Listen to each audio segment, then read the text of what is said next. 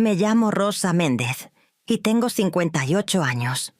Vivo en una casita modesta en la colonia Benito Juárez de Nezahualcóyotl, Estado de México. Lo que voy a contarles cambió mi vida para siempre, y aunque al principio pensé que me destruiría, hoy sé que fue la mayor bendición disfrazada que pude recibir. Todo comenzó una tarde de octubre cuando vi a un hombre tirado en la banqueta frente a mi casa. Estaba demacrado, con la ropa sucia, temblando de frío. Me acerqué un poco más y el corazón se me detuvo. Era Manuel, mi esposo, el hombre al que había llorado como muerto 3 años antes, el mismo por el cual había trabajado de sol a sol, lavando ropa ajena para pagar un entierro que nunca existió. Él levantó la vista, me reconoció, y con voz quebrada me dijo que necesitaba ayuda, que estaba enfermo, que no tenía a nadie más. Yo lo miré directo a los ojos. Sentí cómo toda esa rabia contenida de 3 años subía por mi garganta, y simplemente le dije que ya no era mi problema. Di media vuelta, entré a mi casa y cerré la puerta con pestillo. Esa noche dormí mejor que en años, pero para entender cómo llegué a ese momento, tengo que llevarlos al principio de esta historia. Antes de continuar, quiero pedirles algo de corazón. Si están escuchando esto es porque les interesa saber qué pasó, cómo una mujer común y corriente como yo pudo enfrentar una traición tan grande y salir adelante. Estas historias son completamente reales y las compartimos gratuitamente para que sepan que nunca es tarde para recuperar la dignidad. Pero necesito su apoyo para que más mujeres puedan escuchar estos relatos. Por favor, si aún no están suscritos al canal, háganlo ahora y activen la campanita para no perderse ninguna historia. Dar like toma solo 1 segundo, pero ayuda muchísimo a que YouTube recomiende estos videos a más personas que necesitan escucharlos. Y por favor, déjenme un comentario contándome qué piensan de lo que estoy viviendo y de qué ciudad o país nos están viendo. Cada comentario, cada like, cada suscripción hace que este canal crezca y llegue a más mujeres que necesitan saber que no están solas. Gracias de todo corazón por estar aquí. Nací en 1968 en un pueblito del Estado de México llamado Chimalhuacán. Mi familia era humilde, muy humilde. Papá trabajaba como albañil y mamá vendía tamales en el mercado desde las 5 de la mañana. Éramos 5 hermanos y yo era la tercera. Crecimos en una casa de 3 cuartos con piso de tierra que poco a poco fuimos mejorando con el esfuerzo de todos. Recuerdo que mamá siempre nos decía que la pobreza no era excusa para ser flojos o deshonestos, que teníamos que trabajar duro y mantener la frente en alto. Esas palabras se me quedaron grabadas para siempre. Cuando cumplí 15 años, papá nos reunió a todos y nos dijo que ya no podía pagar la escuela para todos, que tendríamos que ayudar con los gastos de la casa. Mis hermanos mayores ya trabajaban, así que me tocó a mí buscar algo. Conseguí trabajo en una tortillería cerca de la casa. Me levantaba a las 4 de la mañana para estar ahí a las 5. El calor de las máquinas era insoportable. Mis manos se llenaban de callos y me dolía todo el cuerpo. Pero nunca me quejé. Ganaba muy poco, pero cada peso que le daba a mamá la hacía sonreír con orgullo. La tortillería era de la familia Sánchez, gente buena que me trataba bien. Doña Lupita, la dueña, me veía como a una hija y siempre me guardaba 1 kilo de tortillas calientitas para que llevara a casa. Me decía que yo era diferente a las otras muchachas, que era responsable y honrada. Trabajé ahí 5 años. En ese tiempo conocí a muchas personas que iban a comprar, y entre ellas estaba Manuel. Manuel Rodríguez tenía 22 años cuando lo conocí. Yo tenía 20. Él trabajaba como ayudante de mecánico en un taller cerca de ahí, y siempre pasaba a comprar tortillas antes de ir a trabajar. Era un hombre alto, moreno, de complexión fuerte por el trabajo físico que hacía. Tenía una sonrisa que me hacía sentir mariposas en el estómago. Al principio solo me saludaba con la mano. Después empezó a llegar más temprano para platicar conmigo mientras yo despachaba. Me preguntaba cómo estaba, me contaba del taller, me hacía reír con chistes tontos. Pasaron varios meses así hasta que un día me invitó a tomar un refresco después de que saliera del trabajo. Yo estaba nerviosa. Nunca había salido con ningún muchacho. Le pedí permiso a mamá y ella me dijo que podía ir, pero que regresara antes de que oscureciera. Esa tarde fuimos a una nevería cerca del mercado. Manuel me compró una nieve de limón y platicamos durante horas. Me habló de sus sueños, de que algún día quería tener su propio taller, de que quería formar una familia. Yo le conté de mi familia, de lo mucho que trabajaba mamá, de lo orgullosa que estaba de poder ayudar en casa. Desde ese día empezamos a vernos más seguido. Manuel era atento, cariñoso.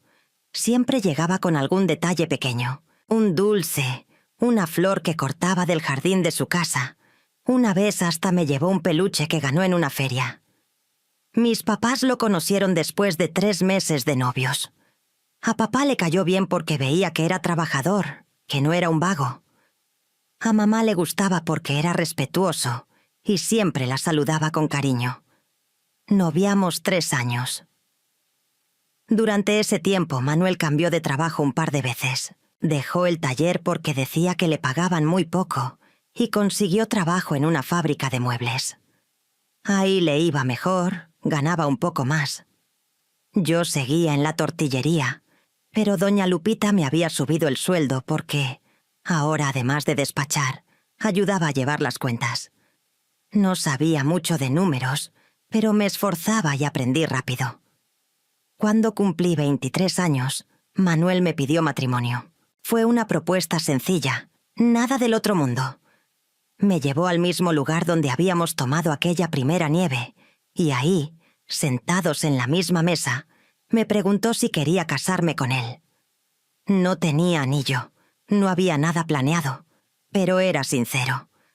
Le dije que sí sin pensarlo 2 veces. Estaba enamorada y pensaba que íbamos a construir una vida bonita juntos. Nos casamos en 1991. Yo tenía 23 años y él 25. Fue una boda pequeña en la iglesia del pueblo, con mariachi y todo, gracias a que mis hermanos cooperaron. La recepción fue en el patio de la casa de mis papás. Mamá preparó mole, mis tías hicieron arroz y frijoles, y entre todos pusimos para el pastel y las cervezas. No fue una boda lujosa, pero fue bonita, llena de gente que nos quería de verdad. Empezamos nuestra vida de casados rentando un cuartito en la colonia Benito Juárez de Nezahualcóyotl. Era un espacio chiquito, con una cama, una cocineta y un baño compartido con otras 2 familias. Pero era nuestro. Manuel seguía trabajando en la fábrica, y yo dejé la tortillería porque él insistió en que ya no tenía que trabajar, que él iba a mantenerme. Yo accedí porque pensé que era lo correcto, que así debía ser un matrimonio. Los primeros meses fueron buenos. Manuel llegaba cansado del trabajo, pero siempre de buen humor. Cenábamos juntos, platicábamos, hacíamos planes. Yo mantenía el cuarto impecable, cocinaba lo que podía con el poco dinero que me daba para el gasto. Éramos felices a nuestra manera, o al menos eso creía yo. Al año de casados me embaracé. Fue una alegría inmensa para los 2. Manuel estaba emocionado con la idea de ser papá, pero a los 3 meses perdí al bebé. Fue devastador. Recuerdo que lloré días enteros, me sentía vacía, culpable, aunque el doctor me dijo que esas cosas pasaban y que no era mi culpa. Manuel se portó bien en ese momento. Me consoló. Me dijo que tendríamos más oportunidades, pero algo cambió después de eso. Intentamos tener otro bebé durante 2 años más, pero no llegaba. Fui al doctor y me hicieron estudios. Resultó que tenía problemas para embarazarme, que era posible pero difícil. Esa noticia nos pegó duro a los 2. Manuel empezó a cambiar, a estar más distante. Llegaba tarde del trabajo, a veces oliendo hacia alcohol. Yo trataba de no hacer drama, de ser comprensiva, pero por dentro me estaba muriendo de tristeza. Fue en esa época cuando mi prima Lola empezó a visitarnos más seguido. Lola era hija de la hermana de mi mamá.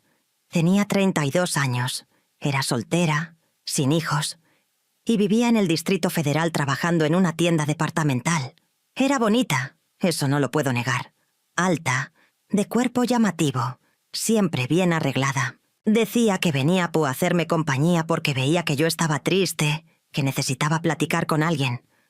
Al principio me daba gusto que viniera. Me distraía de mis problemas. Pero empecé a notar cosas raras. Lola siempre se arreglaba mucho cuando sabía que Manuel iba a estar en casa. Se ponía escotes pronunciados, faldas cortas, mucho maquillaje. Yo pensaba que así era ella, que le gustaba verse bien. Pero había algo en la forma en que miraba a Manuel que me incomodaba. Él también cambiaba cuando ella estaba. Se ponía más animado, más platicador. Se reía mucho de los chistes de ella. Una tarde los encontré platicando muy juntos en el cuarto, mientras yo había salido a comprar tortillas. Cuando entré se separaron rápido, como si yo hubiera interrumpido algo. Le pregunté a Manuel qué pasaba y me dijo que nada, que solo estaban platicando. Le pregunté a Lola y me dio la misma respuesta. Yo quise creerles, pero algo me decía que estaba pasando algo malo. Las visitas de Lola se hicieron más frecuentes. Venía 2, 3 veces por semana. Siempre con alguna excusa, que había salido temprano del trabajo, que pasaba por ahí, que me traía algo. Una vez llegó con un pastel diciendo que era para celebrar no sé qué cosa. Pero lo que más me molestaba era que a veces llegaba justo cuando Manuel estaba por llegar del trabajo, como si supiera sus horarios. Yo le comenté a mi mamá lo que estaba pasando, y ella me dijo que no fuera mal pensada, que Lola era mi prima, y que nunca me haría algo así. Pero una madre siempre sabe, siempre intuye. Me dijo que de todas formas tuviera cuidado, que no dejara que Lola se quedara a solas con Manuel. Seguí su consejo y cuando Lola venía, yo procuraba estar siempre presente, nunca los dejaba solos. Pero había ocasiones en las que yo tenía que salir, a hacer el mandado, a ayudarle a mi mamá con algo, o simplemente a lavar la ropa en el lavadero comunitario que estaba a 2 cuadras. Y en esas ocasiones, cuando regresaba, los encontraba platicando muy quitados de la pena. Manuel siempre decía lo mismo, que Lola había llegado después de que yo me había ido, que solo estaban esperándome. Pasó un año más. Yo tenía 27 años y Manuel 29. Para entonces ya vivíamos en una casita que rentábamos completa, sin compartir nada con nadie. Manuel había conseguido un trabajo mejor en una empresa de construcción. Ganaba más y por fin podíamos darnos algunos lujos pequeños. Un refrigerador nuevo, una estufa de 4 hornillas, una televisión chiquita pero que funcionaba bien. Yo estaba agradecida.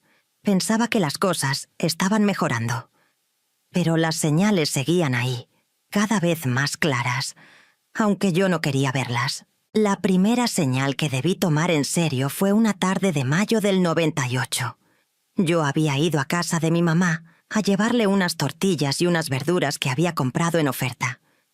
Cuando regresé a casa, como 2 horas después, encontré a Manuel y a Lola sentados muy juntos en el sillón viendo la televisión. Lola tenía las piernas cruzadas y su falda se había subido bastante. Manuel tenía una sonrisa que no le veía desde hacía meses. Cuando entré, los dos brincaron como si los hubiera cachado en algo. Lola se bajó la falda rápidamente y Manuel apagó la tele. Me dijeron que Lola había llegado hacía apenas 10 minutos, que estaban viendo las noticias. Pero la televisión estaba en un canal de música, no de noticias. Sentí un nudo en el estómago. Las manos me empezaron a sudar.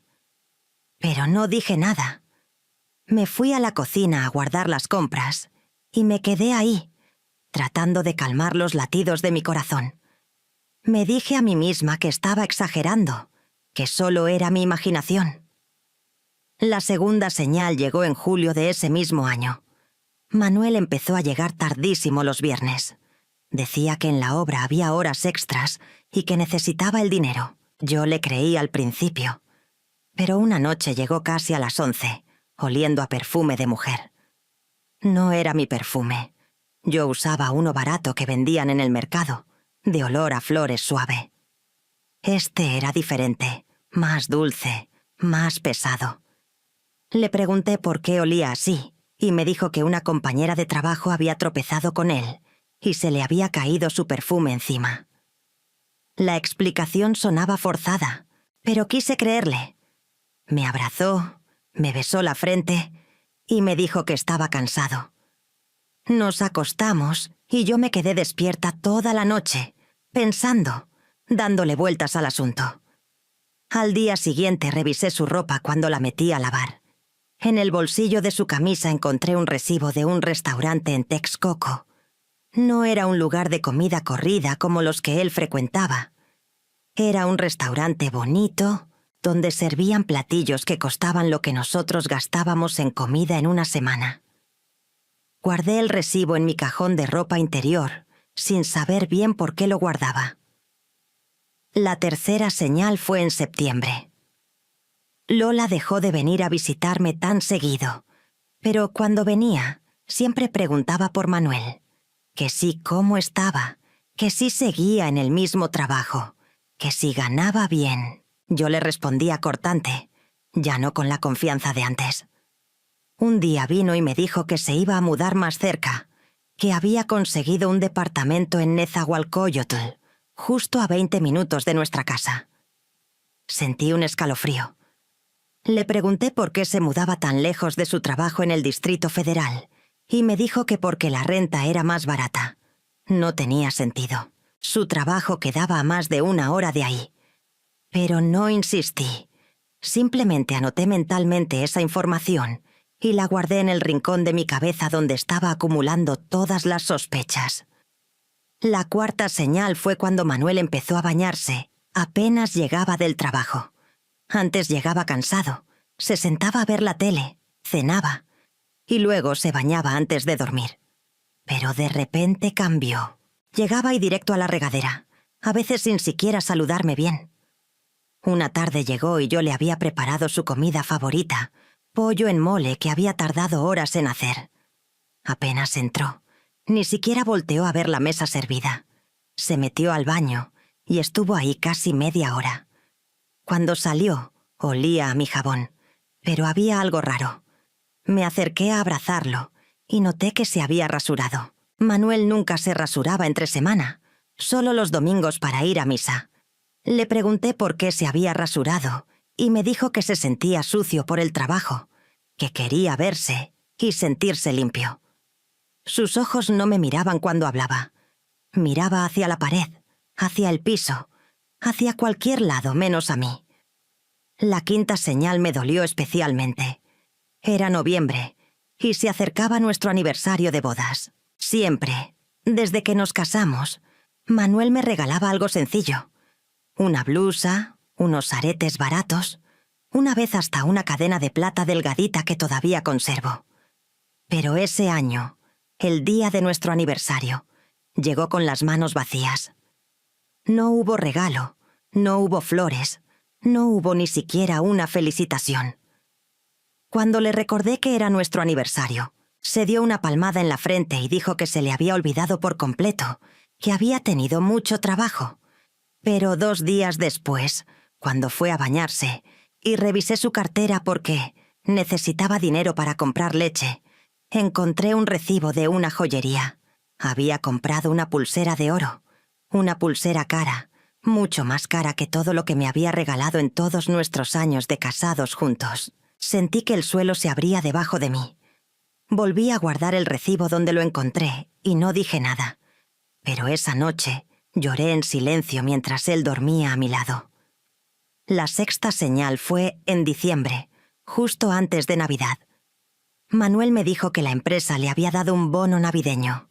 Me dio apenas 1000 pesos y me dijo que eso era todo. Yo sabía que en las empresas de construcción los bonos eran buenos, sobre todo si habías trabajado todo el año. Le pregunté si no le habían dado más y se enojó. Me gritó que dejara de ser desconfiada, que si 1.000 pesos no me parecían suficientes, que recordara de dónde veníamos. Me sentí mal por preguntar y pedí perdón. Pasamos la Navidad en casa de mis papás.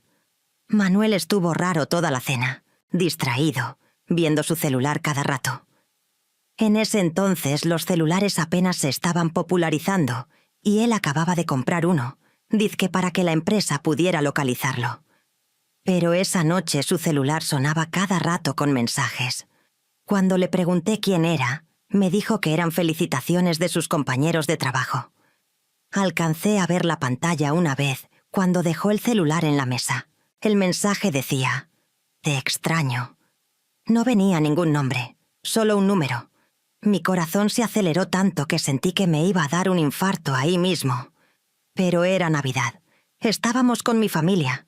No podía hacer un escándalo.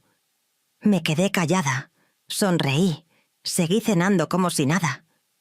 La 7ª señal fue en febrero del 99. Lola llamó a la casa, cosa que nunca hacía. Cuando contesté, se quedó callada un momento y luego preguntó por Manuel. Le dije que no estaba, que estaba trabajando.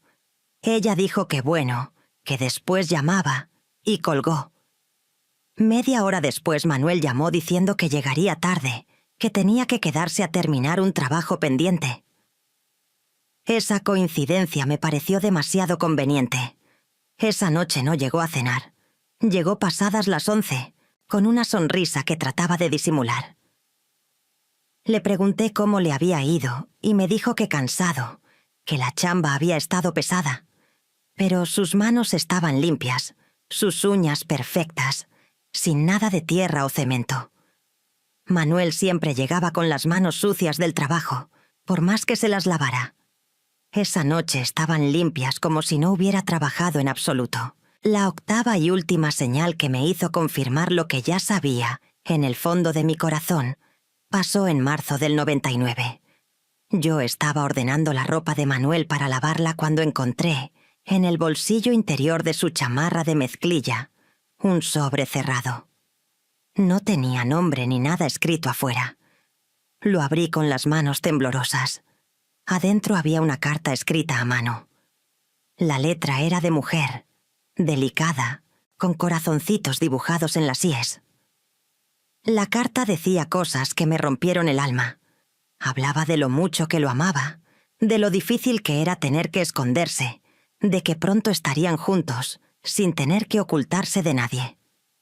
Terminaba diciendo: «Pronto serás libre y podremos ser felices de verdad. Te amo, mi vida». No venía firmada, pero yo sabía perfectamente quién la había escrito. Reconocía la forma de hacer los corazoncitos. Lola siempre los hacía así cuando éramos más jóvenes y me mandaba cartitas de cumpleaños. En ese momento, ahí parada en la recámara con esa carta en las manos, supe que mi matrimonio era una mentira. Pero todavía no sabía hasta dónde llegaba esa mentira. Durante los siguientes meses, de marzo a junio del 99, traté de actuar normal. No le dije nada a Manuel sobre la carta.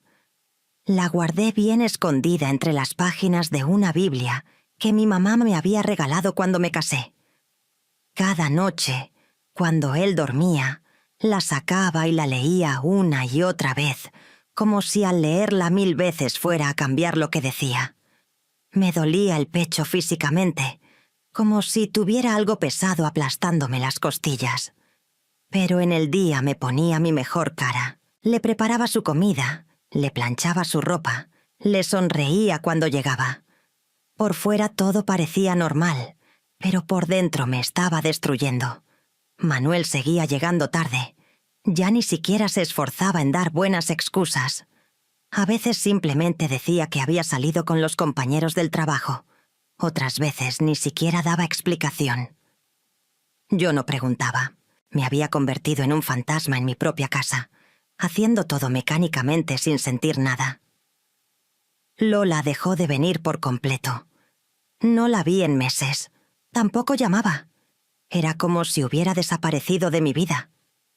En las reuniones familiares, mis tías preguntaban por ella y mi tía Carmen, su mamá, decía que estaba muy ocupada con el trabajo, que casi no la veía. Yo asentía, pero no decía nada. ¿Qué iba a decir? ¿Que mi prima se estaba acostando con mi marido? ¿Que tenía pruebas pero me daba miedo confrontarlos? Me sentía tan avergonzada, tan humillada. Fue en junio cuando empecé a notar que Manuel estaba diferente. No solo distante como había estado los últimos meses, sino ansioso, nervioso. Se sobresaltaba cuando sonaba el teléfono, revisaba su celular a cada rato, fumaba más de lo normal. Una noche llegó y sin decir palabra se sentó en la sala con la cabeza entre las manos. Le pregunté qué pasaba y me dijo que nada, que estaba cansado. Pero yo veía que era algo más.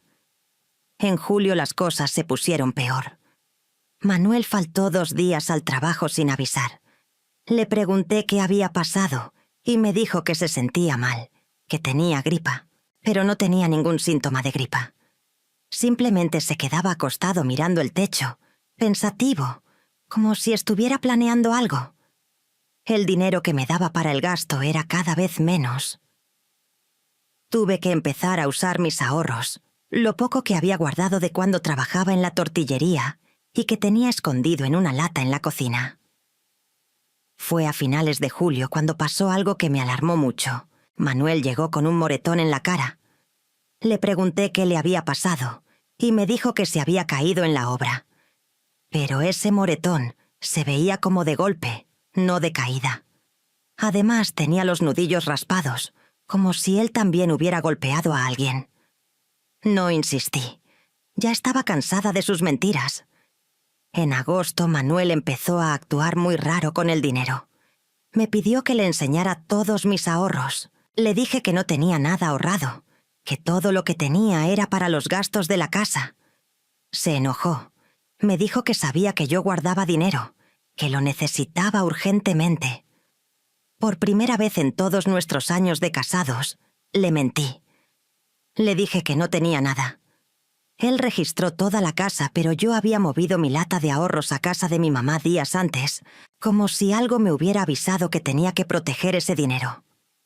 El 15 de agosto del 99, un domingo, Manuel se levantó muy temprano. Yo me desperté y ya no estaba en la cama.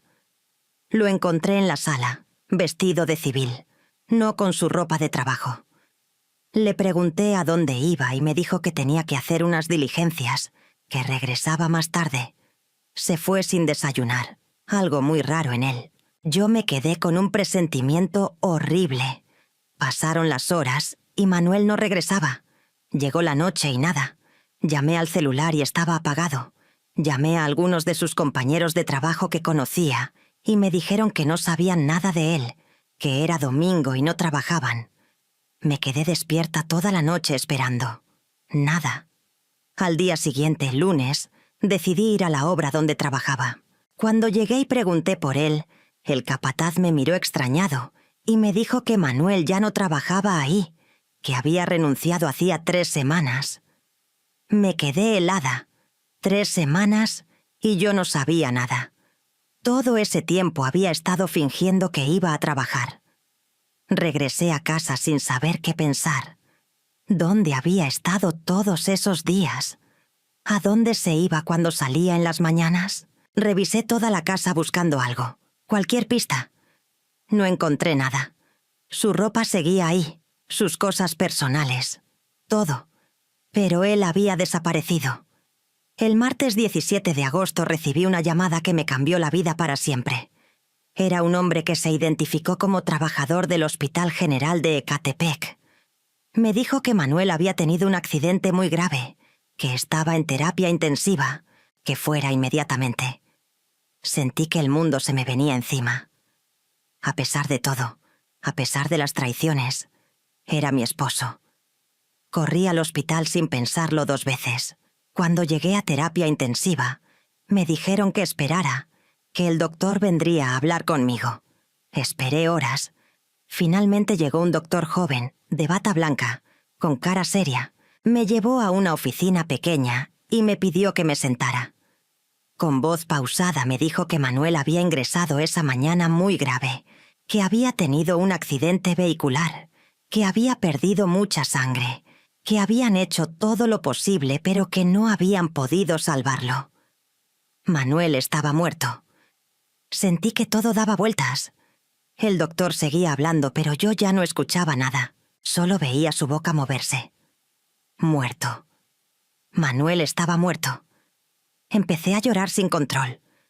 El doctor me dio un vaso de agua y me preguntó si había alguien a quien pudiera llamar. Le di el número de mi mamá. No sé cuánto tiempo pasó. De repente mi mamá estaba ahí, abrazándome, llorando conmigo. Me llevaron a ver el cuerpo. Estaba en una camilla, cubierto con una sábana blanca. Cuando descubrieron su cara, ahí estaba Manuel. Pálido, quieto, con los ojos cerrados. Era él. Le toqué la mano y estaba fría, helada. Lloré como nunca había llorado en mi vida. A pesar de todo, a pesar de las infidelidades, de las mentiras, era el hombre con el que me había casado, con el que había soñado tener hijos, con el que había planeado envejecer. El doctor me explicó que tenía que hacer los trámites para retirar el cuerpo, que necesitaban que firmara papeles, que alguien tenía que hacerse cargo del entierro. Yo estaba en shock. No podía pensar con claridad. Mi mamá se encargó de todo. Llamó a mis hermanos, avisó a la familia de Manuel, organizó todo. El funeral se hizo 3 días después, el viernes 20 de agosto. Fue en una funeraria modesta cerca de la casa. No teníamos dinero para algo mejor. Mis hermanos cooperaron para pagar el ataúd más barato que encontraron. Mamá se encargó de avisar a todos. Yo estaba como zombi, haciendo todo mecánicamente, llorando sin parar. En el velorio llegó mucha gente. Familiares de Manuel, vecinos, algunas personas del trabajo de él que yo ni conocía. Todos me daban el pésame. Me decían que era muy joven para quedar viuda, que Manuel era un buen hombre, que Dios lo tendría en su gloria. Yo solo asentía y seguía llorando. Lo que más me dolió fue que Lola no apareció. Mi prima, la que había estado tan presente en mi casa los últimos años, no llegó al funeral de Manuel. Mi tía Carmen dijo que había llamado a Lola, pero que no contestaba, que no sabía dónde estaba. Yo no dije nada, pero me pareció muy raro. Muy conveniente que justo en ese momento Lola no diera señales de vida. El entierro fue el sábado. Fuimos al Panteón Municipal de Nezahualcóyotl. La fosa era sencilla, sin lápida todavía porque no había dinero para eso. Bajaron el ataúd mientras el cura decía las últimas oraciones. Yo le eché el primer puñado de tierra, como marcaba la tradición, y sentí que enterraba todo. El amor que le tuve, los sueños que construimos, la vida que pensé que íbamos a tener. Después del entierro regresamos a la casa. Mis hermanos se quedaron conmigo esa noche porque no querían dejarme sola. Yo me senté en la sala y por primera vez en días pude pensar con claridad. Manuel estaba muerto. Yo era viuda a los 31 años. No teníamos hijos. No teníamos ahorros. No teníamos nada. ¿Y ahora qué iba a hacer? Esa noche, cuando todos se fueron y me quedé sola, me puse a revisar los papeles de Manuel. Buscaba alguna cuenta de banco, algún ahorro que me pudiera ayudar. No encontré nada, pero sí encontré algo más. En una caja de zapatos vieja que estaba hasta arriba del closet, encontré más cartas. No una, sino docenas, todas de Lola.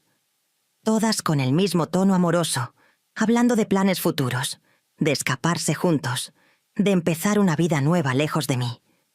Leí cada una con el corazón roto. Las cartas estaban fechadas. La más antigua era de 2 años atrás, del 97. La más reciente era del 10 de agosto del 99, apenas una semana antes de que Manuel desapareciera.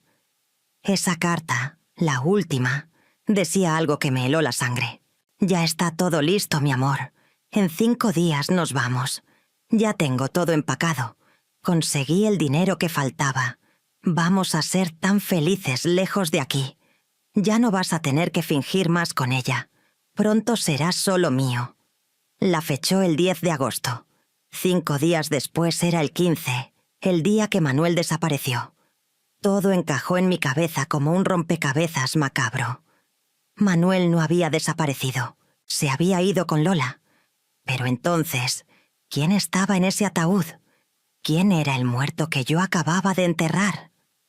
No dormí esa noche. Me la pasé dándole vueltas al asunto. A las 6 de la mañana llamé al hospital. Les dije que era Rosa Rodríguez, la viuda de Manuel Rodríguez, que tenía algunas dudas sobre el accidente. Me pasaron con el doctor que me había atendido. Le hice preguntas específicas. ¿Cómo se llamaba el accidente? ¿Dónde había sido exactamente? ¿Quién había reportado el cuerpo? El doctor sonaba confundido. Me dijo que revisaría el expediente y me llamaría de vuelta. Media hora después me llamó. Me dijo que efectivamente había inconsistencias en el reporte, que el cuerpo había llegado sin identificación, que alguien había llamado anónimamente diciendo que era Manuel Rodríguez, dando mi número de teléfono. Que cuando hicieron la revisión del cuerpo, no encontraron ninguna pertenencia, ninguna identificación, que habían confiado en la llamada anónima. Le pregunté si podía revisar el cuerpo otra vez. Me dijo que ya era tarde, que ya lo habíamos enterrado, pero algo en su voz me decía que él también tenía dudas. Le rogué que me ayudara, que necesitaba saber la verdad. Se quedó callado un momento y luego me dijo que podía pedir una exhumación, pero que eso requería trámites legales, tiempo, dinero. No tenía ni tiempo ni dinero, pero tenía que saber. Fui con mi mamá y le conté todo. Le enseñé las cartas de Lola. Mamá se puso pálida. No podía creer que su sobrina fuera capaz de algo así. Llamó inmediatamente a mi tía Carmen. Le exigió el número actual de Lola. Le exigió saber dónde estaba. Mi tía Carmen juró que no sabía nada, que Lola no le contestaba las llamadas desde hacía semanas. Pasé las siguientes 2 semanas tratando de investigar por mi cuenta. Fui al departamento donde Lola había estado viviendo en Nezahualcóyotl. El dueño me dijo que había dejado el departamento a principios de agosto, que se había ido sin avisar, dejando un mes de renta sin pagar. Fui a la tienda departamental donde trabajaba. Me dijeron que había renunciado a finales de julio. Todo coincidía con las fechas en las cartas. Pero lo más fuerte vino cuando fui al registro civil a sacar una copia del acta de defunción de Manuel. Cuando la revisé con cuidado, noté algo raro. El nombre completo que aparecía en el acta no era exactamente Manuel Rodríguez Sánchez, el nombre de mi esposo. Era Manuel Rodríguez Hernández. Las iniciales eran las mismas, MRS, pero el apellido materno era diferente. Le pregunté a la empleada del registro qué significaba eso. Me explicó que el acta se había hecho basándose en la identificación que presentó quien reportó el cuerpo. ¿Identificación? Pero si el doctor me había dicho que el cuerpo no tenía identificación, algo no cuadraba. Pedí hablar con el encargado. Después de mucha insistencia, me dejaron revisar los documentos originales. Ahí estaba. Una credencial de elector a nombre de Manuel Rodríguez Hernández, con foto de mi esposo. O alguien muy parecido a él. La foto era borrosa, vieja. Entonces, ¿qué había pasado? ¿Alguien había falsificado una identificación a nombre de un muerto para hacerlo pasar por Manuel? ¿O ese cuerpo realmente era de un Manuel Rodríguez diferente, y todo había sido una terrible confusión? Y si era confusión, ¿dónde estaba mi Manuel? Regresé a casa con más preguntas que respuestas. Revisé cada centímetro de la casa buscando algo que me diera una pista.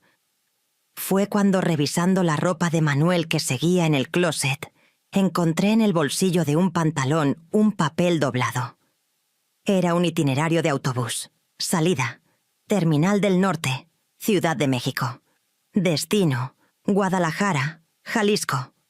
Fecha: 15 de agosto de 1999.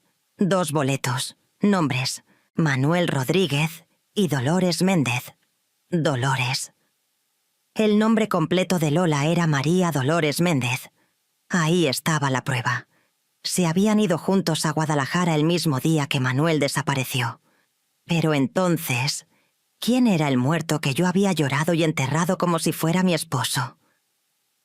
Fui directo con mi mamá y le enseñé el itinerario.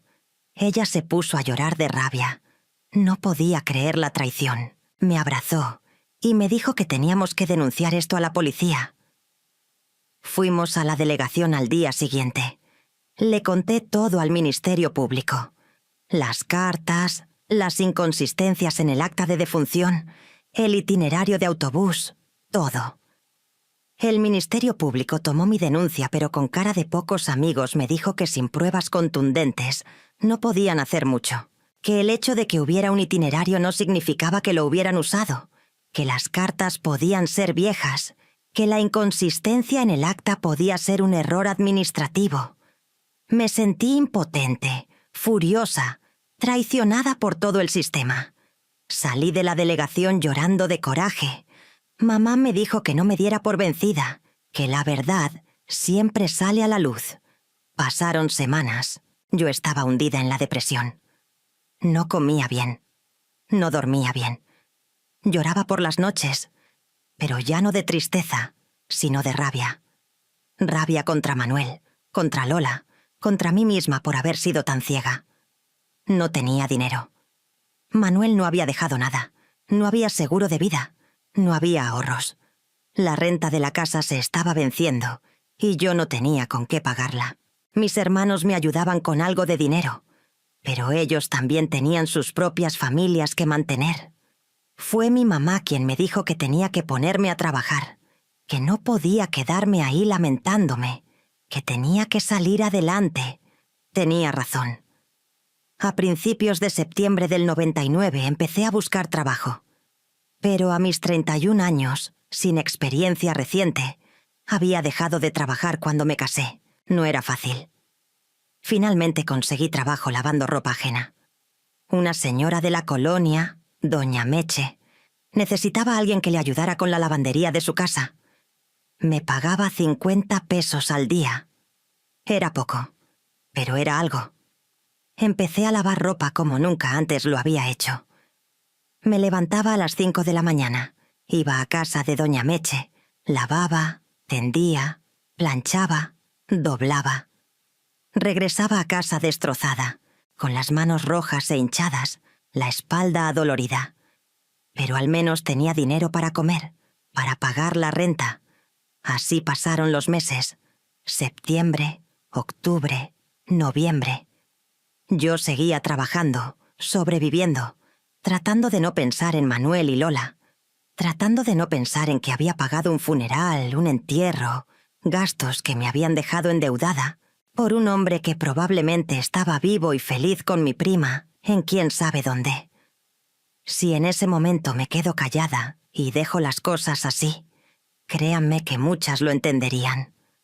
Pero todavía quedaban muchas sorpresas en esta historia, y les aseguro que no se van a arrepentir de seguir escuchando. Si están tan enganchados con esto como yo espero, por favor denme un like y comenten qué harían ustedes en mi lugar. Sus comentarios me ayudan muchísimo a seguir compartiendo estas historias. Llegó diciembre del 99, las posadas, la Navidad, el Año Nuevo. Todo lo pasé trabajando y tratando de no hundirme en la tristeza. Mi familia me invitaba a las celebraciones, pero yo prefería quedarme en casa. No tenía ánimo de fingir alegría que no sentía. Fue el 3 de enero del 2000 cuando pasó algo que cambió todo, otra vez. Estaba en casa de doña Meche terminando de planchar unas sábanas cuando llegó su hija, la que vivía en Guadalajara y estaba de visita. Venía platicando de su vida allá, de su trabajo, de la ciudad. Yo escuchaba a medias mientras seguía planchando. De repente dijo algo que me hizo soltar la plancha Estaba contando que había visto a una pareja en la tienda donde trabajaba, que le habían parecido raros porque la mujer era mucho mayor que el hombre, y que cuando ella les preguntó si necesitaban ayuda, la mujer se puso muy nerviosa y salieron casi corriendo de la tienda. Describió a la mujer: alta, de cuerpo llamativo, cabello largo negro, como de 35 años. Describió al hombre: moreno, de complexión fuerte, como de 30 años, con un lunar en la ceja izquierda.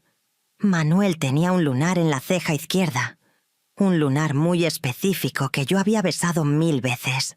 Le pregunté a la muchacha que cuándo había sido eso. Me dijo que hacía como 3 semanas, a mediados de diciembre. Le pregunté si recordaba algo más. Me dijo que sí, que la mujer había pagado con una tarjeta y alcanzó a ver el nombre: Dolores algo. Sentí que me faltaba el aire. Le pedí permiso a doña Meche para irme temprano, que no me sentía bien. Corrí a casa de mi mamá y le conté todo. Mamá agarró el teléfono y llamó a mi tía Carmen. Le exigió que le dijera todo lo que supiera de Lola. Mi tía Carmen, entre lágrimas, confesó que Lola le había llamado una sola vez desde que desapareció, en septiembre, para decirle que estaba bien, que vivía en Guadalajara, que no la buscara, que había conocido a alguien y que era muy feliz. Pero no le había dicho más. Mi tía tampoco tenía dirección ni teléfono. Con esa información fui otra vez a la policía. Esta vez me tomaron más en serio. Hicieron un reporte, dijeron que investigarían. Pero pasaron semanas y no supe nada más. Yo seguía trabajando, pero ahora con una mezcla de rabia y determinación que no había sentido antes. Ya no era tristeza, era coraje puro. Cada vez que tallaba una mancha en la ropa que lavaba, imaginaba que tallaba la cara de Manuel. Cada vez que retorcía una sábana, imaginaba que era el cuello de Lola. Fue en marzo del 2000 cuando recibí una llamada de la policía. Me dijeron que tenían información, que necesitaban que fuera a la delegación. Fui inmediatamente. El detective a cargo me dijo que habían investigado en Guadalajara y que efectivamente había una pareja registrada en un hotel barato de la zona centro. Los nombres coincidían: Manuel Rodríguez y Dolores Méndez. Habían vivido ahí de agosto a noviembre del 99, pero luego se habían mudado y no había registros de dónde. El detective me dijo que técnicamente no podían hacer mucho más, que Manuel no era un criminal buscado, que simplemente era un esposo infiel que había abandonado a su esposa, que eso no era delito. Le pregunté qué pasaba con el fraude, con el cuerpo que se hizo pasar por él, con el dinero que gasté en un funeral falso. Me dijo que era complicado, que tendría que contratar un abogado, hacer una denuncia formal, y que aún así sería difícil de probar. Salí de ahí sintiéndome derrotada. No tenía dinero para abogados, apenas tenía para comer. El sistema me había fallado completamente. Fue mi hermano mayor, Toño, quien me dio una idea. Me dijo que si Manuel había usado su identificación real para registrarse en el hotel, probablemente seguía usándola. Que si conseguía trabajo en Guadalajara, tendría que dar sus datos reales. Que podíamos buscar en el Seguro Social, en el IEMS, si había alguien registrado con ese nombre y fecha de nacimiento.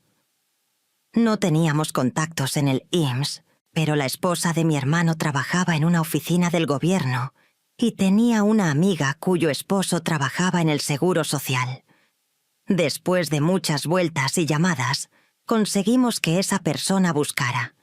Y sí, había un Manuel Rodríguez Sánchez, registrado con la misma fecha de nacimiento de mi esposo, trabajando en una fábrica de zapatos en Guadalajara desde enero del 2000. Teníamos la dirección de la fábrica. Pero yo no tenía dinero para ir a Guadalajara, que quedaba a más de 7 horas de distancia en autobús. Mis hermanos hicieron una cooperación.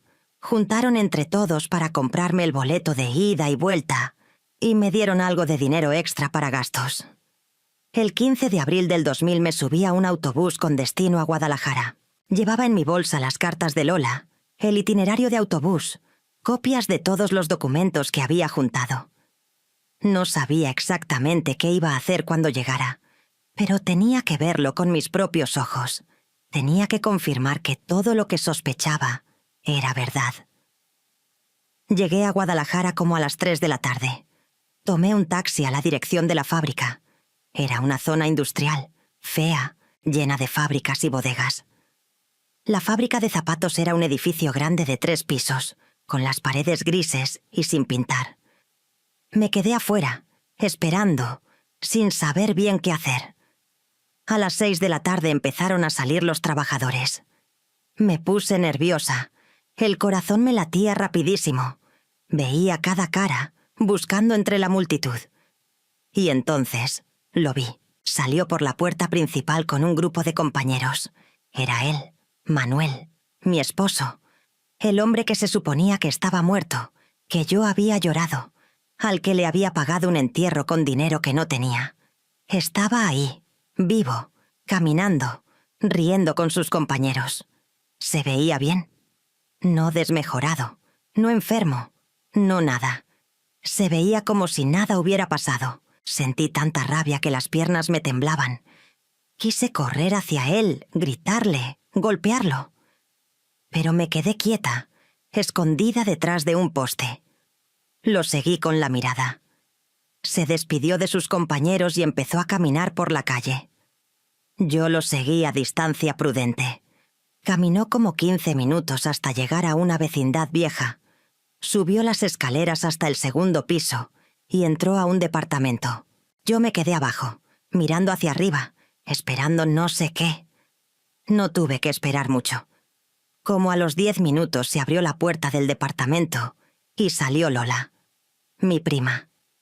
Se veía diferente, más delgada, con el pelo más corto, pero era ella. Llevaba una bolsa del mercado. Bajó las escaleras y pasó a mi lado sin verme. Yo agaché la cabeza y me cubrí la cara con mi rebozo. Ella siguió caminando. La seguí. Fue a una tienda de abarrotes de la esquina. Compró algunas cosas: arroz, frijoles, jitomates, tortillas. Cosas básicas. Pagó con monedas que sacó del fondo de su bolsa, contándolas una por una. No parecía que estuvieran viviendo en la riqueza. Eso era seguro. Regresó al departamento. Yo me quedé ahí parada, sin saber qué hacer. Podía tocar la puerta, confrontarlos, gritarles todo lo que sentía. Pero, ¿de qué serviría? ¿Qué iba a cambiar? Manuel me había abandonado. Me había hecho creer que estaba muerto. Se había ido con mi prima. Ya nada de lo que yo hiciera iba a cambiar eso. Me quedé ahí como 2 horas más, solo viendo el departamento. Vi cómo se prendieron las luces cuando oscureció. Vi sus sombras moviéndose detrás de las cortinas. Estaban ahí, juntos, viviendo su vida mientras yo había sufrido como nunca. Finalmente me fui. Busqué un hotel barato cerca de la central de autobuses. Apenas dormí esa noche. Lloré de rabia, de impotencia, de dolor. A la mañana siguiente tomé el autobús de regreso a casa. Cuando llegué, mi familia me esperaba ansiosa. Les conté todo. Mamá lloró conmigo. Mis hermanos estaban furiosos. Querían ir ellos mismos a Guadalajara a partirle la cara a Manuel. Les pedí que no lo hicieran, que no valía la pena. Los siguientes días fueron oscuros. Regresé a mi trabajo lavando ropa, pero sentía que todo había sido en vano. El viaje a Guadalajara solo había confirmado lo que ya sabía. Manuel estaba vivo, estaba con Lola, y a ellos no les importaba todo el daño que me habían hecho. Pero ¿saben qué? Algo empezó a cambiar en mí después de ese viaje. Ya no era solo tristeza, era algo diferente.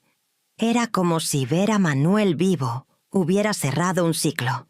Ya no podía seguir llorando por un muerto que no estaba muerto. Ya no podía seguir sintiéndome viuda cuando mi esposo estaba vivo y coleando en Guadalajara. Empecé a pensar diferente. Empecé a verme diferente. Tenía 31 años. Era joven todavía.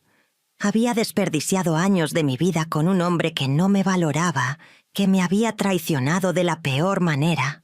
Pero todavía tenía vida por delante. Todavía podía hacer algo con mi vida. Fue en mayo del 2000 cuando tomé una decisión. Iba a divorciarme de Manuel. No iba a seguir siendo legalmente su esposa. Iba a ser libre de verdad. Junté algo de dinero, pedí prestado a mis hermanos y contraté a un abogado barato que me ayudó con los trámites. El proceso fue largo y complicado. Como Manuel no estaba presente, hubo que buscarlo mediante edictos en el periódico. Tuvimos que demostrar que había abandono de hogar. Tuvimos que presentar todas las pruebas que yo había juntado. Pero finalmente, en diciembre del 2000, casi exactamente un año después de que Manuel desapareciera, salió el divorcio. Ese día, cuando el juez me dio los papeles finales, sentí como si me quitaran un peso enorme de encima. Ya no era Rosa de Rodríguez. Era solo Rosa Méndez. Era yo misma de nuevo. Pero el proceso me había dejado en la ruina completa. Había gastado todo mi dinero, y más en abogados. Además, tuve que pagar para que exhumaran el cuerpo que habíamos enterrado como Manuel. Los estudios confirmaron que no era él. Era un hombre sin identificar que había muerto en un accidente de verdad, y que alguien, probablemente el mismo Manuel o Lola, había hecho pasar por mi esposo para que yo creyera que estaba muerto. Tuve que pagar para volver a enterrar ese cuerpo, esta vez como no identificado. Tuve que pagar multas por todo el error administrativo, aunque yo no había sido quien lo causó. El sistema es cruel con los pobres. Eso lo aprendí muy bien. Para enero del 2001 estaba endeudada hasta el cuello. Debía 3 meses de renta. Doña Meche, la señora para quien lavaba ropa, me había corrido porque tuve que faltar mucho por todo el proceso legal. Conseguí trabajo en una cocina económica, sirviendo comidas, lavando trastes, limpiando. Ganaba un poco más, pero seguía sin ser suficiente. El dueño de la casa donde rentaba me amenazó con correrme si no le pagaba. No tenía cómo pagarle. Fue cuando mi hermano Toño me ofreció vivir con él y su familia mientras me recuperaba económicamente. Acepté con pena, pero no tenía opción. Empaqué mis pocas cosas y me mudé a casa de Toño en febrero del 2001. Vivían en una casa chiquita de 3 cuartos, en la misma colonia. Me dieron el cuarto más pequeño, que usaban de bodega, y me ayudaron a acomodarlo. Yo cooperaba con los gastos de la casa y ayudaba a mi cuñada Patty con las labores del hogar. Así pasaron 2 años. Trabajaba en la cocina económica de día, en las noches ayudaba en la casa de mi hermano, y los fines de semana conseguía chambitas extras, lavando o planchando para juntar dinero extra. Poco a poco fui pagando mis deudas. Poco a poco fui ahorrando. En 2003, cuando tenía 35 años, finalmente había ahorrado lo suficiente para rentar de nuevo mi propio lugar. Era un cuartito todavía más chiquito que el que había tenido con Manuel, pero era mío. Ahí empecé de nuevo, desde cero, con lo poco que tenía. Seguí trabajando en la cocina económica. El dueño, don Chuy, era un señor mayor muy bueno. Me trataba bien, me pagaba a tiempo, me daba mi domingo. Ahí conocí a mucha gente, muchas historias. Otras mujeres que también habían sido traicionadas, abandonadas, que también estaban saliendo adelante solas. Los años pasaron. 2004, 2005, 2006. Yo seguía sola, trabajando, sobreviviendo. No tenía interés en volver a tener una pareja. Los hombres no me interesaban. Había aprendido la lección de la forma más dolorosa. Mi familia me insistía en que buscara a alguien, que no me quedara sola. Pero yo estaba bien así. Tenía mi trabajo, tenía mi cuartito, tenía mi paz. No necesitaba a nadie que me complicara la vida. De Lola y Manuel no supe nada durante todos esos años. Mi tía Carmen tampoco sabía de Lola. Parecía que se habían esfumado. A veces me preguntaba cómo estarían, si seguirían juntos, si serían felices. pero la verdad es que cada vez pensaba menos en ellos. Fue en marzo del 2009 cuando sonó el teléfono en la cocina económica. Don Chuy contestó y luego me pasó la llamada. Era mi tía Carmen. Estaba llorando. Me dijo que tenía noticias de Lola, que alguien la había visto en la Ciudad de México, en la central de abastos, trabajando cargando bultos. Me quedé fría. Lola, que siempre había sido tan presumida, tan arreglada, ¿cargando bultos en la central? Le pregunté a mi tía si sabía algo más. Me dijo que no, que solo eso le habían dicho. No sé por qué, pero sentí curiosidad. Una parte de mí quería saber qué había pasado, cómo había terminado así. El domingo siguiente, que era mi día libre, tomé el metro y me fui a la central de abastos. Es un lugar enorme, caótico, lleno de gente y puestos de verduras y frutas. Caminé durante horas buscando sin saber bien qué buscaba. Estaba por irme cuando la vi. Estaba en un rincón, cargando costales de papas sobre un diablito. Se veía acabada. Tenía 50 años, pero parecía de 65. Estaba flaca, con la piel maltratada por el sol, las manos encallecidas. Vestía ropa vieja y sucia. Me le quedé viendo sin que me viera. Me acerqué. Cuando levantó la vista y me reconoció, se puso pálida. Quiso irse, pero la detuve. Le pregunté qué había pasado. Al principio no quería hablar, pero finalmente se quebró y me contó todo. Me dijo que al principio todo había sido bonito con Manuel, que vivían en Guadalajara, que él trabajaba, que ella también consiguió trabajo, que eran felices. Pero después de unos meses, Manuel empezó a cambiar. Empezó a beber, a llegar tarde, a tratarla mal. Ella aguantó porque lo amaba, porque había dejado todo por él. En el 2002, Manuel perdió el trabajo en la fábrica de zapatos. Consiguió otro, pero ganaba menos. Tuvieron que mudarse a un lugar más barato. Lola también perdió su trabajo. La situación económica se puso difícil. Empezaron a pelear mucho. En el 2003, Manuel conoció a otra mujer, una compañera de trabajo. Lola se dio cuenta, pero no dijo nada, porque no quería perderlo. Pero Manuel la dejó de todas formas. La corrió del departamento, se quedó con todo y se fue con la otra. Lola se quedó en la calle, sin dinero, sin nada. Trató de regresar con su mamá, con mi tía Carmen, pero no tenía ni para el pasaje. Vivió un tiempo en un albergue. Finalmente consiguió ese trabajo en la central, cargando bultos, ganando apenas para comer. Me dijo todo esto llorando, pidiéndome perdón. Que sabía que lo que había hecho estaba mal, que me había traicionado de la peor manera, que cada día pagaba por eso, que su vida era un infierno, que a veces pensaba en morirse. Yo la escuché sin decir nada. Una parte de mí sentía lástima, pero otra parte, la parte que todavía recordaba todo el dolor que me había causado, no sentía nada. Le pregunté por Manuel. Me dijo que no sabía nada de él desde el 2003, que había escuchado que seguía en Guadalajara, que se había casado con la otra mujer, que hasta tenían hijos, que la vida le había sonreído a él mientras que a ella la había destruido. Le di 20 pesos que tenía en la bolsa y me fui. No miré atrás. Esa fue la última vez que vi a Lola. Las noticias sobre Manuel llegaron poco después. En mayo del 2009 mi tía Carmen recibió una llamada de Guadalajara. Era de un hospital.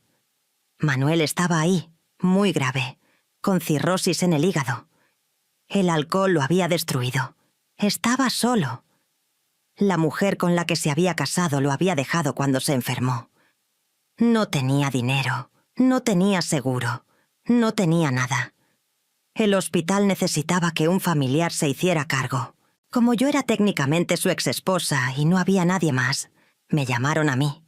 Les dije que no era mi problema, que yo no tenía nada que ver con él. Colgué el teléfono y no pensé más en el asunto. Pero Manuel no se murió ahí. No sé cómo, pero salió del hospital. Y lo que hizo después es lo que terminó trayendo esta historia de regreso a donde empezó. Ya estamos llegando al final de esta historia, y créanme que lo que falta es lo mejor. Si llegaron hasta aquí, por favor no se vayan sin antes darle like a este video y comentar qué les ha parecido hasta ahora. Sus comentarios y likes son los que hacen que YouTube recomiende estas historias a más personas. También díganme de qué país o ciudad nos están viendo. Me encanta saber que estas historias llegan a todos lados. Gracias por su apoyo, de verdad significa mucho. Corría el año 2012. Yo tenía 44 años. Había pasado más de una década desde que Manuel desapareció de mi vida. En todos esos años había trabajado duro, había salido adelante, había aprendido a vivir sola y a estar en paz conmigo misma. Seguía trabajando en la cocina económica de Don Chuy. Me había hecho de algunos ahorros. No mucho, pero lo suficiente para sentirme segura. Había logrado rentar una casita pequeña pero bonita en la misma colonia, Benito Juárez. Tenía 2 cuartos, una sala-cocina y un patiecito chiquito donde puse macetas con plantas. Era mi orgullo. La había amueblado de a poquito, con cosas de segunda mano que iba comprando cuando tenía dinero extra. No era gran cosa, pero era mío, comprado con mi trabajo, con mi esfuerzo. Tenía una rutina tranquila. Me levantaba a las 5 de la mañana, me bañaba, me arreglaba y a las 6 ya estaba en la cocina económica. Trabajaba hasta las 5 de la tarde. Regresaba a casa, me hacía de cenar algo sencillo, veía un rato la tele y me acostaba temprano. Los domingos iba a misa, visitaba a mi mamá, pasaba tiempo con mis sobrinos. Era una vida sencilla, sin grandes emociones, pero era mi vida y estaba en paz. Nunca me volví a casar. Tuve un par de pretendientes a lo largo de los años, señores mayores que me cortejaban con buenas intenciones, pero nunca sentí nada por ninguno. La experiencia con Manuel me había marcado tanto que simplemente no podía volver a confiar en un hombre de esa manera. Prefería mi soledad tranquila a arriesgarme a otro dolor. Fue el 12 de octubre del 2012, un viernes que nunca voy a olvidar, cuando todo cambió otra vez. Había sido un día normal. Trabajé como siempre en la cocina. Hacía calor, estaba cansada. Llegué a casa como a las 5:30 de la tarde. Traía ganas de darme un baño y descansar. Cuando estaba a punto de meter la llave en la cerradura, escuché una voz detrás de mí. Una voz que reconocí inmediatamente, aunque no la había escuchado en 13 años. «Rosa, por favor, necesito hablar contigo». Me di la vuelta y ahí estaba Manuel. Pero no el Manuel que yo recordaba, ni siquiera el que había visto en Guadalajara todos esos años atrás. Este era un hombre destruido. Estaba delgadísimo, demacrado, con la piel amarillenta, los ojos hundidos. Vestía ropa vieja y sucia. Olía mal, a sudor rancio y enfermedad. Parecía un indigente. Me quedé paralizada. El corazón me latía tan fuerte que pensé que todos en la calle podían escucharlo. No podía creer que estuviera ahí, frente a mí, después de todo ese tiempo. «¿Qué quieres?», le dije con voz firme, aunque por dentro estaba temblando. «Estoy muy enfermo, Rosa. No tengo a nadie más. Por favor, ayúdame». Lo miré de arriba abajo. Vi sus manos temblorosas, su cuerpo encorvado, la desesperación en sus ojos, y no sentí nada, ni lástima, ni rabia, ni tristeza, nada. «No es mi problema», le dije. «Por favor, Rosa, fui tu esposo. Vivimos juntos. Sé que me porté mal, pero por favor, ten compasión». «¿Compasión?», repetí la palabra como si fuera algo extraño en mi boca. ¿Tuviste tú compasión cuando me dejaste creer que estabas muerto? ¿Cuando me hiciste gastar en un funeral falso dinero que no tenía? ¿Cuando te fuiste con mi prima mientras yo me quedaba a pagar tus deudas? Lo siento, Rosa. Lo siento de verdad. Era joven. Era tonto. Cometí un error.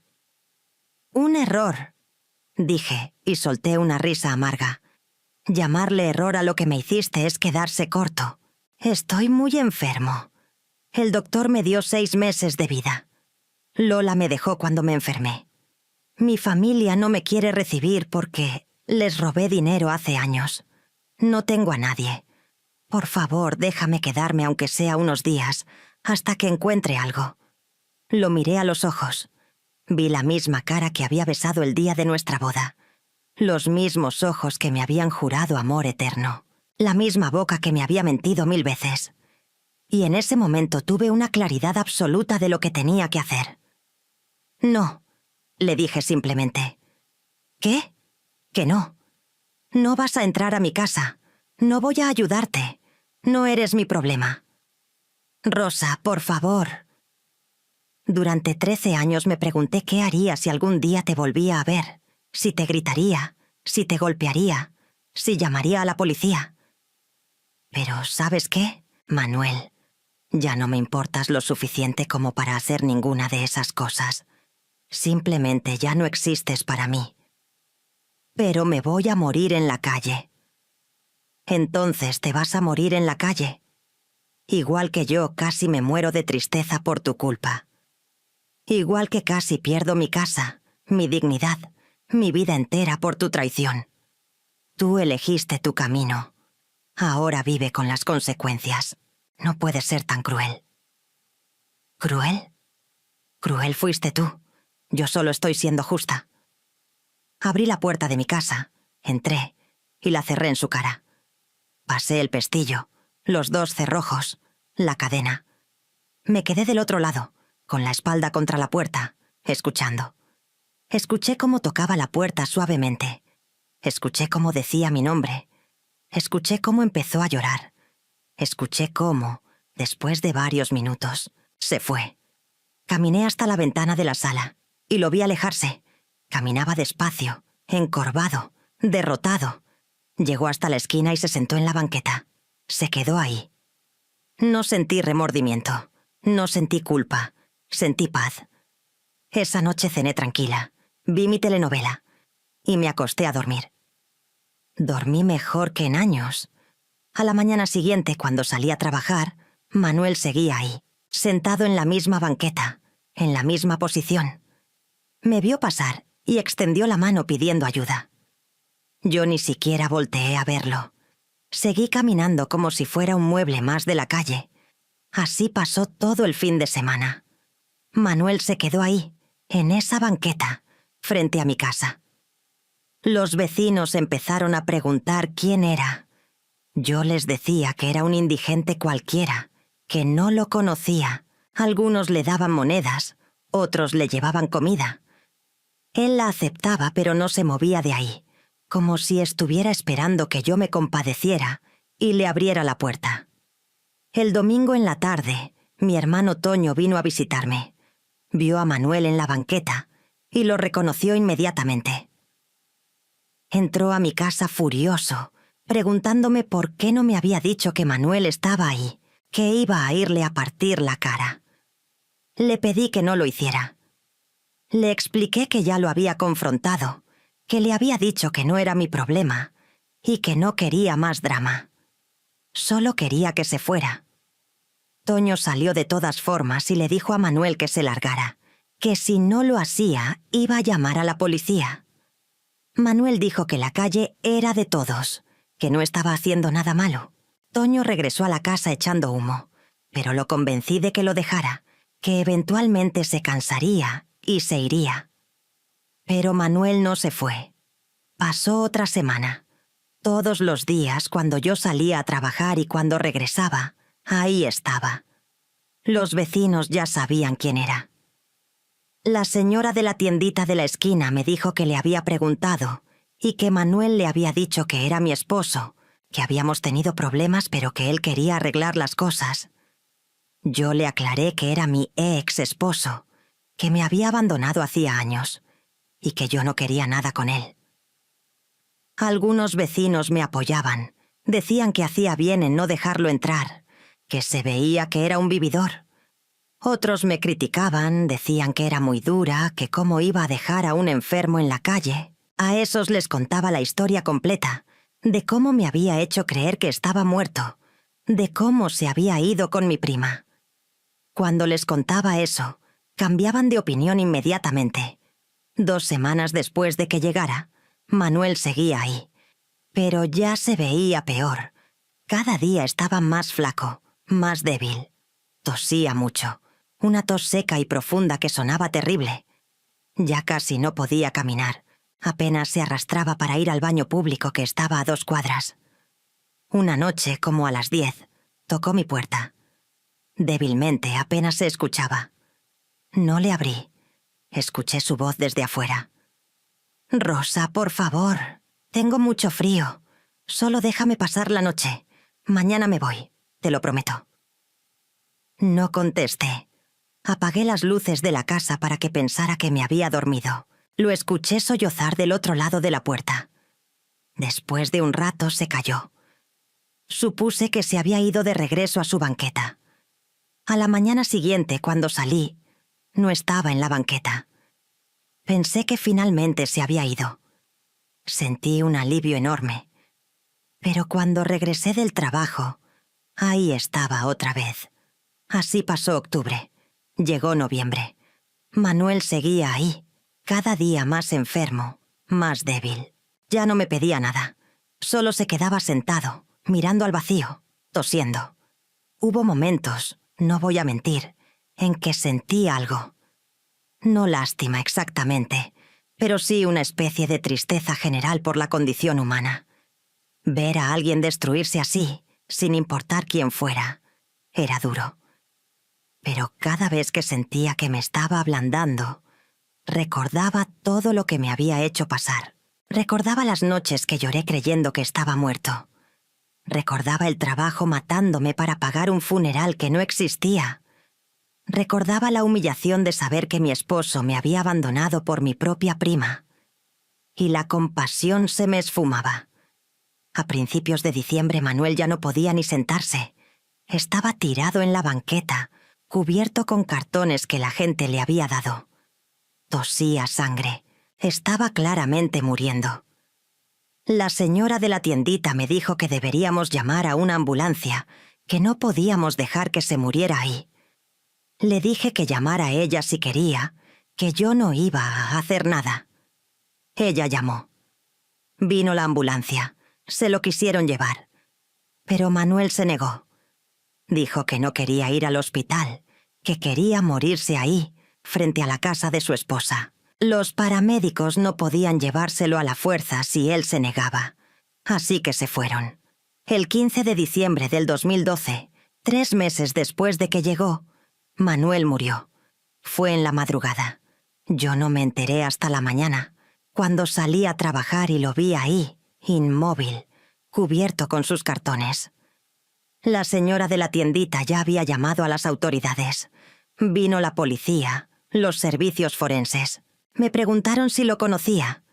Les dije la verdad, que era mi ex esposo, que me había abandonado años atrás, que había aparecido hacía 3 meses, pero que yo no había querido ayudarlo. Me preguntaron si me iba a hacer cargo del cuerpo. Les dije que no tenía ninguna obligación. Se lo llevaron como indigente no reclamado, lo enterraron en una fosa común. No hubo funeral, no hubo nada. Simplemente desapareció de mi vida por segunda y última vez. Los vecinos hablaron. Algunos me apoyaron, otros me criticaron duramente. Decían que cómo había sido capaz de dejar que se muriera en la calle. Pero yo no me sentía mal. Había hecho lo que tenía que hacer. Había puesto límites. Había dicho que no. Mi familia me apoyó completamente. Mamá me dijo que había hecho lo correcto, que Manuel había tomado sus decisiones y había vivido con las consecuencias. Mis hermanos me dijeron que estaban orgullosos de mí, que no muchas mujeres tenían el valor de decir que no, aunque la sociedad las presionara para ser buenas y compasivas. Han pasado 14 años desde entonces. Hoy tengo 58 años. Sigo viviendo en la misma casita. Sigo trabajando, aunque ya no en la cocina económica de Don Chuy, que cerró hace unos años. Ahora trabajo en una tiendita que abrí en la parte de adelante de mi casa. Vendo abarrotes, dulces, refrescos. No gano mucho, pero me alcanza para vivir tranquila. Nunca me volví a casar. Nunca tuve hijos. Pero tengo sobrinos que me quieren mucho. Tengo amigas. Tengo mi vida. Una vida sencilla, sin grandes lujos, pero mía. Una vida que construí yo sola, con mi trabajo, con mi esfuerzo. A veces pienso en todo lo que pasó. En Manuel, en Lola, en esos años oscuros. Y me doy cuenta de que lo mejor que me pudo pasar fue que Manuel me abandonara. Si hubiera seguido conmigo, habría desperdiciado mi vida entera con un hombre que no me merecía, que no me valoraba, que era capaz de traicionarme de la peor manera. Su abandono, por más doloroso que fue, me liberó. Me obligó a aprender a valerme por mí misma. Me enseñó que no necesito a nadie para ser completa. Me demostró que soy más fuerte de lo que nunca imaginé. Y cuando Manuel regresó, enfermo y desesperado, diciéndome que no tenía a nadie más, yo pude mirar atrás y ver todo lo que había logrado sin él. Pude ver la casa que conseguí sola, el trabajo que mantuve sola, la vida que construí sola. Y pude decirle que no sin sentir ni un ápice de culpa, porque la verdad es que él no tenía derecho a pedirme nada. Había renunciado a cualquier derecho sobre mí cuando decidió fingir su muerte y huir con mi prima. Las acciones tienen consecuencias, y a veces esas consecuencias llegan tarde, pero llegan. ¿Hice bien en dejarlo morir en la calle? Hay gente que me diría que fui cruel, que fui inhumana. Pero yo duermo tranquila todas las noches, porque yo no lo dejé morir. Él eligió su muerte mucho antes, cuando eligió traicionarme, cuando eligió abandonarme, cuando eligió destruir lo que teníamos. Yo solo me negué a ser su salvación después de haber sido su víctima. Y eso, queridas amigas que me están escuchando, no es crueldad, eso es justicia, eso es amor propio, eso es poner límites y mantenerlos aunque todo el mundo te diga que estás mal. Aprendí que no tengo que salvar a quien me hundió. Aprendí que no tengo que perdonar a quien no se arrepintió de verdad, sino que solo volvió porque no tuvo más opción. Aprendí que puedo ser compasiva con el mundo entero, menos con quien abusó de mi compasión. Y lo más importante, aprendí que nunca es tarde para empezar de nuevo. Tenía 31 años cuando Manuel se fue. Tenía 44 cuando murió. Ahora tengo 58.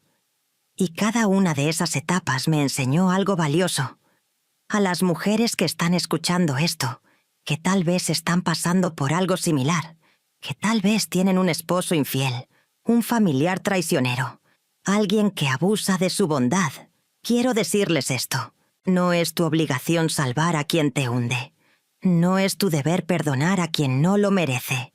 No eres mala persona por poner límites y protegerte. La compasión no significa dejarte pisotear. Nunca es tarde para decir que no. Nunca es tarde para cerrar la puerta a quien te hizo daño. Nunca es tarde para construir una vida nueva, sin importar cuántos años tengas. Yo empecé de 0 a los 31. Volví a empezar a los 44. Y si tuviera que empezar otra vez mañana, lo haría sin dudarlo. Porque ahora sé algo que no sabía antes. Soy capaz de mucho más de lo que creía. Y ustedes también lo son.